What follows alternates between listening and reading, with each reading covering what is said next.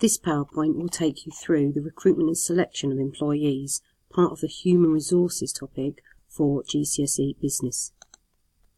The key elements of this topic are the need for recruitment, how firms actually recruit people into the business, and the methods of recruitment and selection of employees. You need to focus on the knowledge, the definitions, the analysis, the description, and also the judgment you can give. First of all, we need to consider what recruitment and selection is. It is the process of identifying the need for a job. It defines the requirements of the position and the job holder, advertising the position and choosing the most appropriate person to fill the vacant post. Basically, we'll be looking at all of these in quite a lot of detail, because what you need to appreciate is this changes depending on the type of business.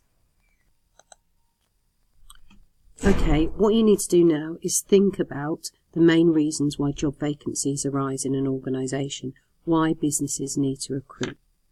Pause the PowerPoint and just write a few things in your book. So, what did you come up with? The type of thing that you could have had was that the entrepreneur needs to employ staff to assist him or her in running the business. Remember, with a sole trader, they don't often have all the skills required to run a business. Another one would be that the fact the business is expanding and needs more staff to operate. Think about growth in terms of internal or indeed external growth. A member of existing staff is promoted, creating a vacancy. Think about how promotion can motivate staff. That's something we'll cover later on. Also, a member of staff is dismissed, which creates a vacancy within the business.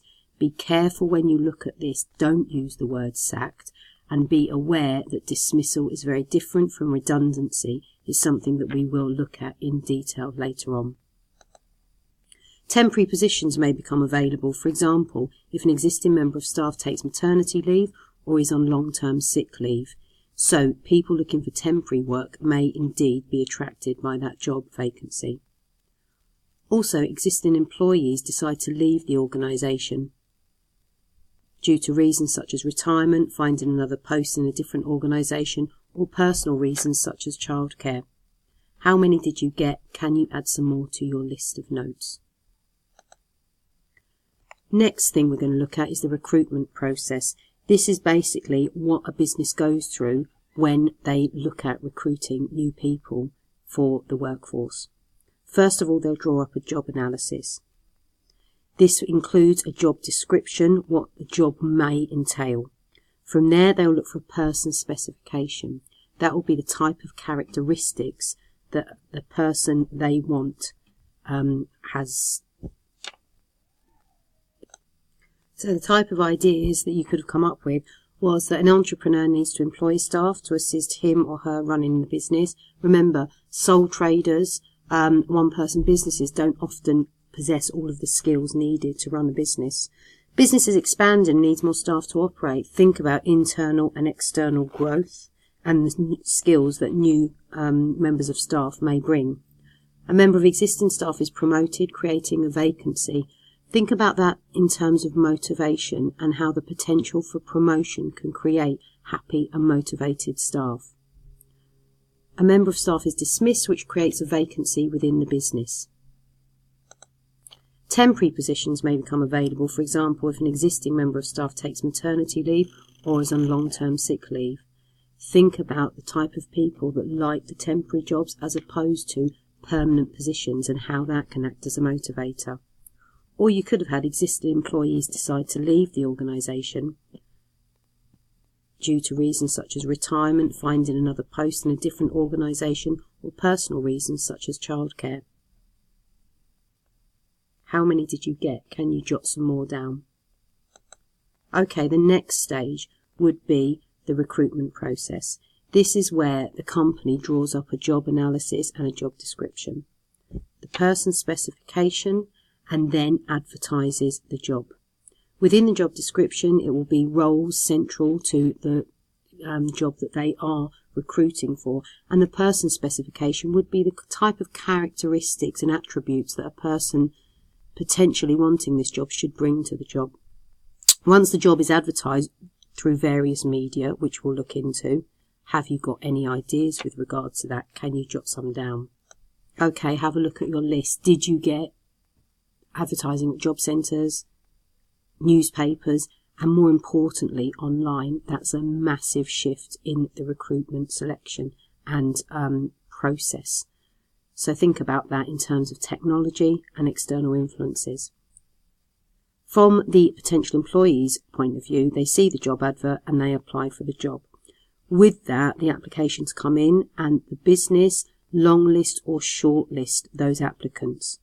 So the long list is whittled down to those people they believe from their person specifications actually do make the short list. This saves time and money for many businesses. From that shortlist, interviews take place, and also there'll be some testing at assessment centres maybe. Larger firms tend to use assessment centres as they don't have the time, money or experience to actually go through all the different skills testing that these specialist agencies do. Once they're happy with the candidates, then the selection of the candidate or candidates will be made by the business. That's when the business asks for the people's references from their CVs, making sure that they match with what they've been impressed with so far. The offer letter gets given to the potential employee or employees, and also rejection letters. Often now, if you are going for a job, the large companies do often give you a chance to phone up and maybe get some feedback on what went wrong and where you could improve. I found this happens with the sixth formers, those of them that have gone off for apprenticeships this year. If you indeed decide to accept the job offer, then you'll be sent a contract of employment which needs to be signed. This would link into the stuff that you've done with employee legislation and laws.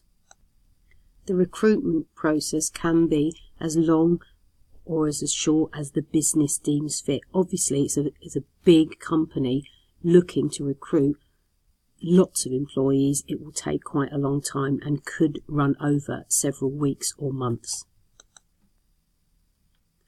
Looking at the recruitment process slide, select 4 of the stages and consider why they're important for a business. What might be the likely drawbacks at each of these stages? Note down your ideas in the book. Make sure that you pause the PowerPoint.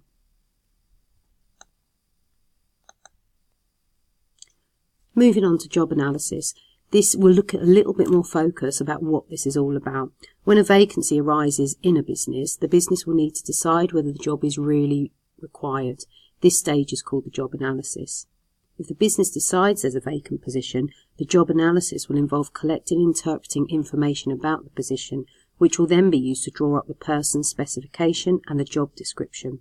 This process will help the business make effective recruitment and selection decisions. Remember, it's all about business costs in terms of time and in terms of money, so they need to make sure that they are very specific with their job analysis. A job description in a little more detail is the document that details the roles and responsibilities of the vacant position. The job description will usually include the following information: job title, purpose of the job, duties, their line manager or line management responsibilities, the location of the job, and the hours of work. Think about the job descriptions and how they would change the higher up you go in the chain of command.